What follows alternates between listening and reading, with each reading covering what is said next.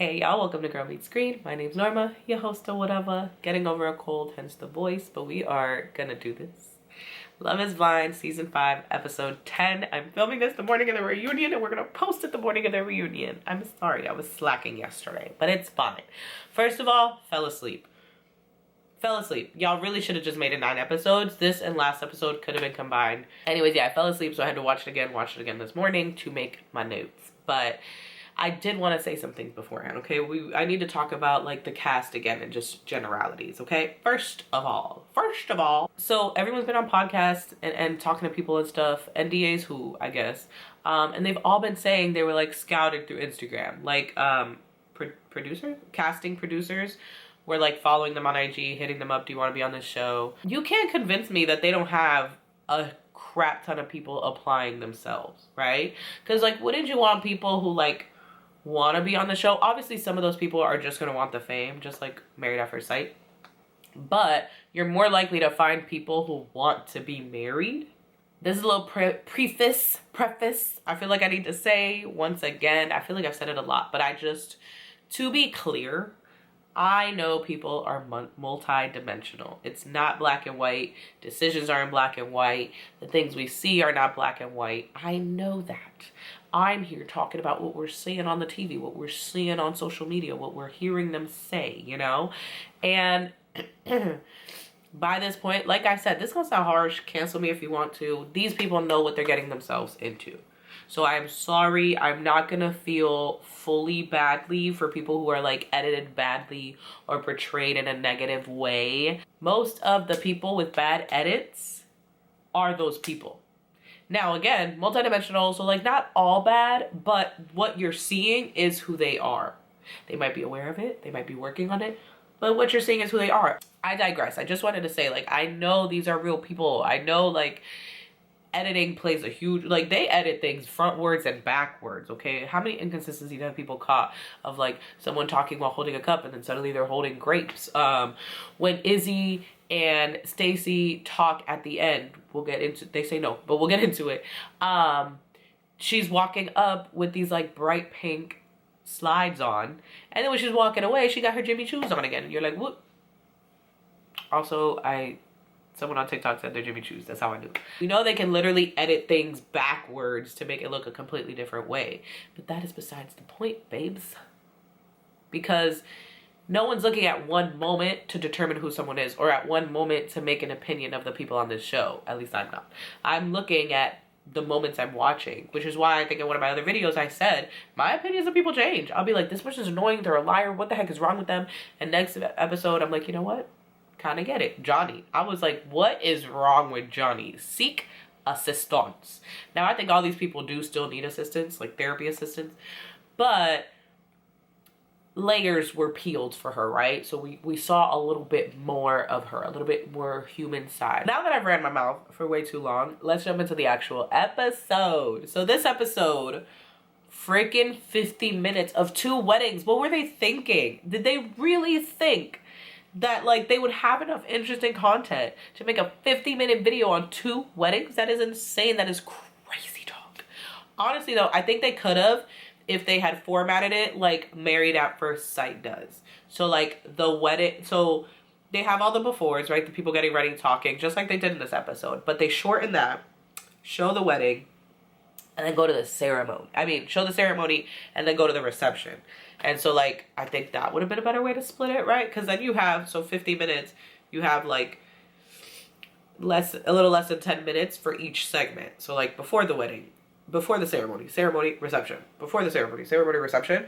And that might have been a little bit more interesting. Probably not really, but like, God, this thing dragged. We literally fell asleep, and I fell asleep after Izzy and Stacy said no, and I woke up when Milton and Lydia were saying yes. Like, my body sensed it.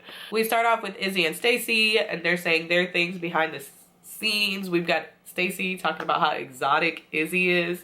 First of all, 2022, when this was filmed, why are we still calling people exotic? I don't understand. 1. 2, that man is as white passing as they come.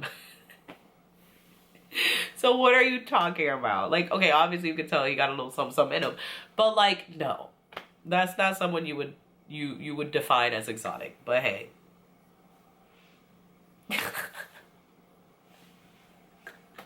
I'm done. And then we have, of course, Izzy, which this is a qualm and a quarry I've had with them this entire season. They're always talking about how tough to crack they are, how difficult and hard it's been, and it's been hard work, but so worth it. Like, you sound insane. Yes, marriage is hard work. Love is hard work, and so worth it.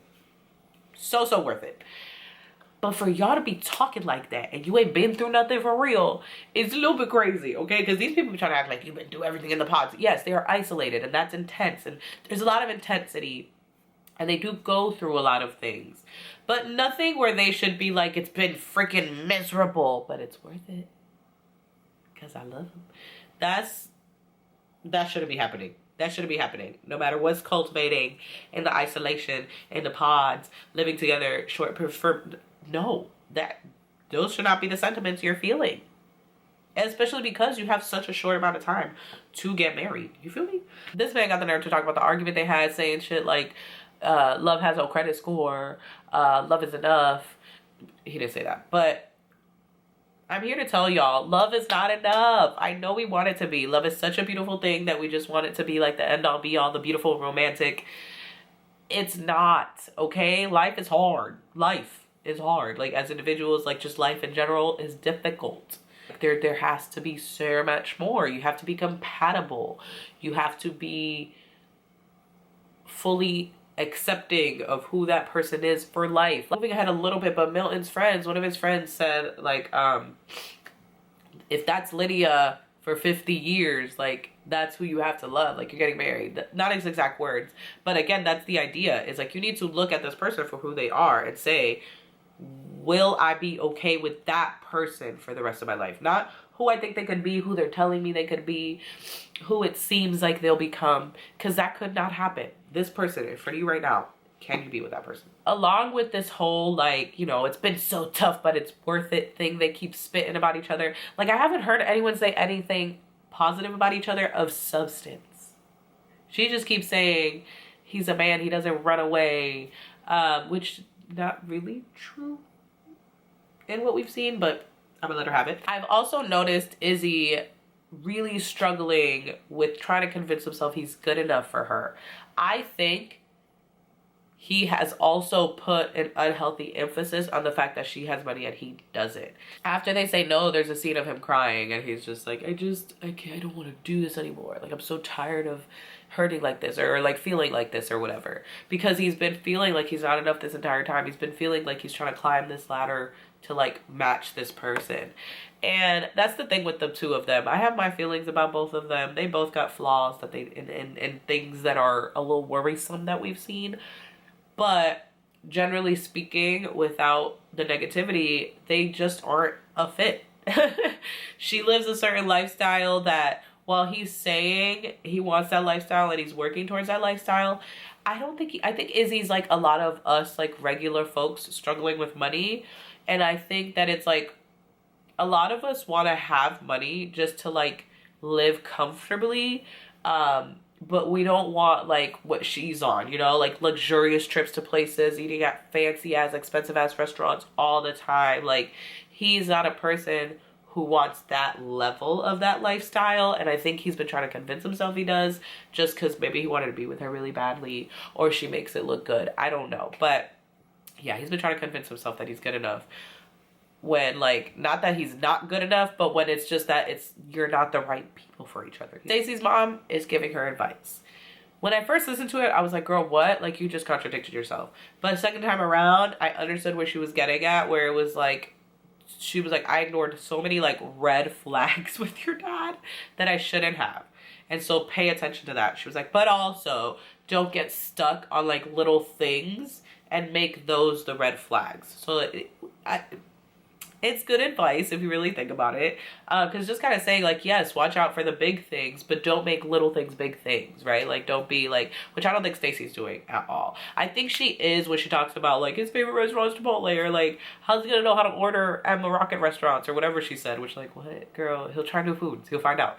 Like, that's not that big of a deal. So those things where she's like dwelling and talking about them, less focus there, more focus on like the credit score, him lying about it, Also, something we get that I've gotten in the other episodes too, when he sends her that letter, she's talking about how like this is the first one he sent unprovoked, and she's like, I don't like tell him things to bash him. I just want him to like learn how to love me, blah blah blah, like what to do.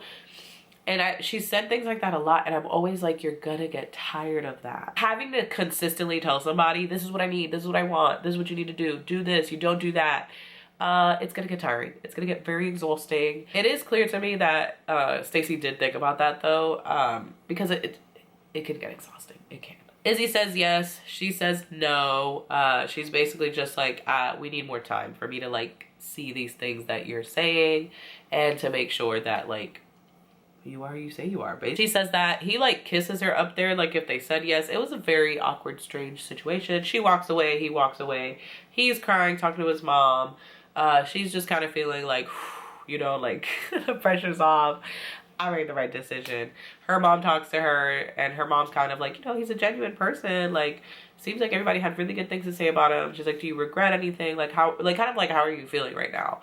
She's like, no, like, you know, Stacy feels good about her decision, which I get. Then we have Izzy, who is clearly drunk. I'm sorry. Like, with his mom, you're watching him, like, with his bottle and his cup, and what a mess. And all the other scenes before that too. I think I forgot to mention, but he was wasted when they had that conversation after the altercation with Chris and Johnny. And it's just like, why are we talking about this now? He could barely keep his eyes open. He's slipping and swaying. He goes into a closet and starts crying. You think he would have done that on TV sober? You can't convince me he would have. So he's drunk, starts talking about how he saw the Titanic at the gym one day, and that's the type of love he wants. Unconditional, da-da-da. Like, sir, you know that Rose let him die? And you know that one of them dies? Were you aware of that? Okay. No, I'm just kidding. But yeah, that was a very weird... I don't feel like I've heard many people say, I want Titanic kind of love. That's... Okay. You know, we're gonna let Izzy have it. Then he turns mean. And this is what I mean, right?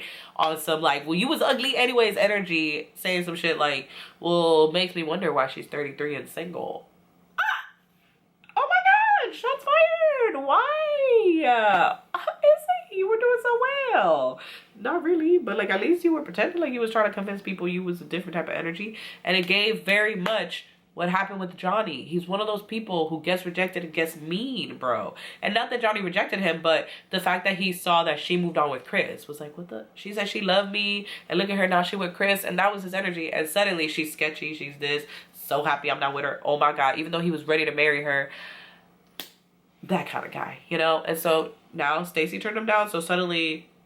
Why she 33 and single? But you was married. You was ready to marry 33 and single. So like, what's different now? That she said no to you? Huh. Interesting. So while I understand where he's coming from in a typical Love is Blind situation of like, if you said no at the altar, there's no point in continuing.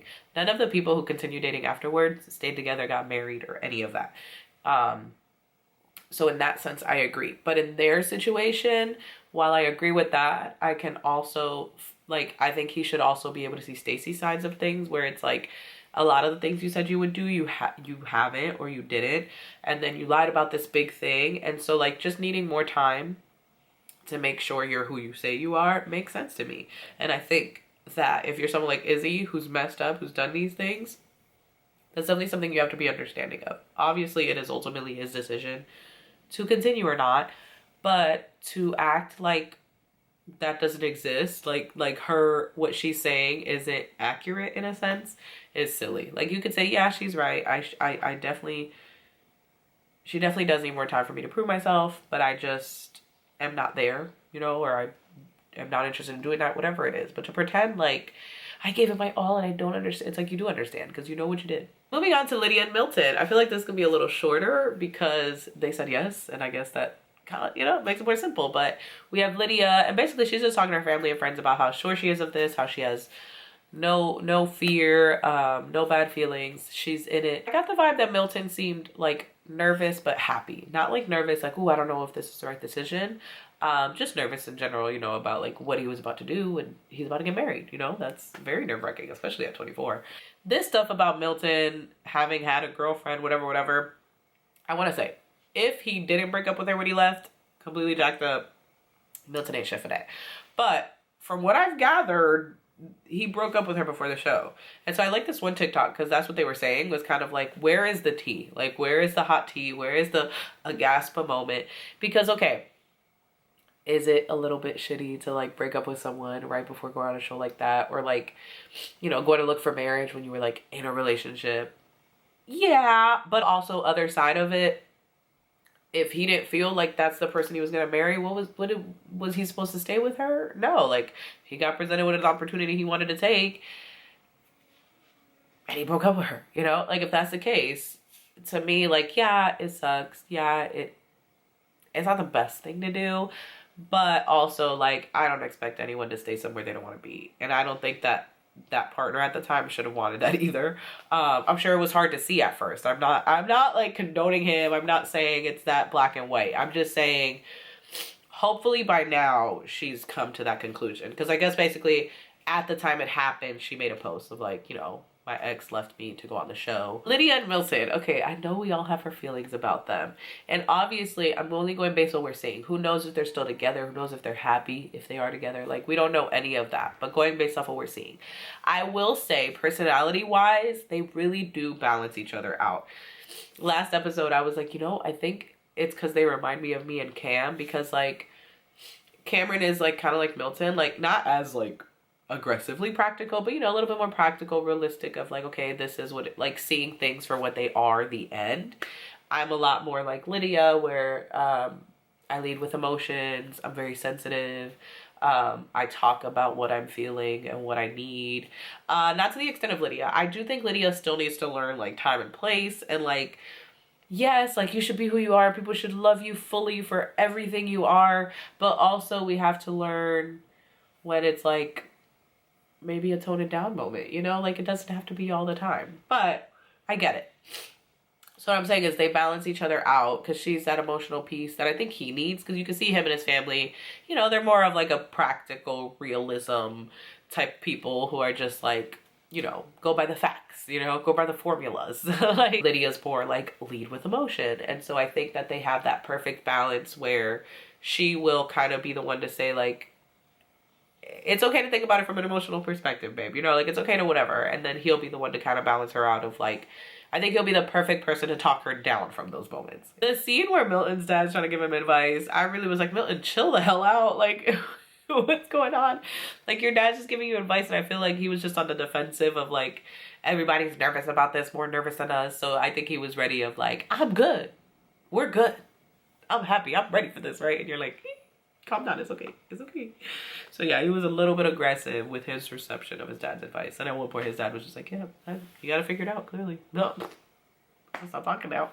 I have to note the difference in entrances. Why did Izzy enter, like, it was his quinceañera, or I don't know, like this man came in like, hey, what's up, how you doing, what's up? Like, sir, this is a wedding, relax.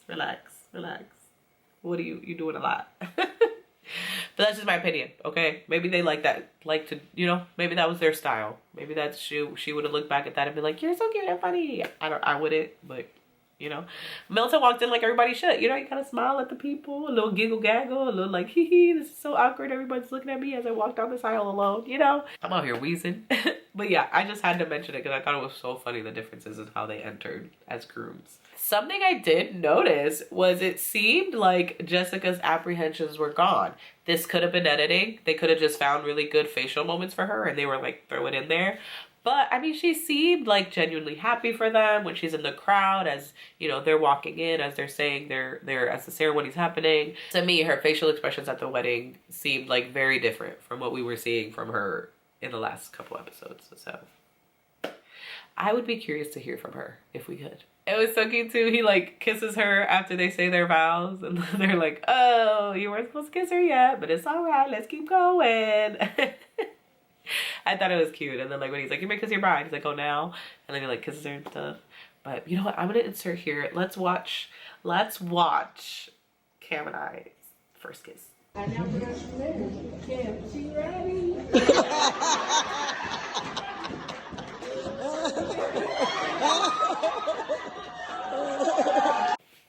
Yeah, we had the best officiant.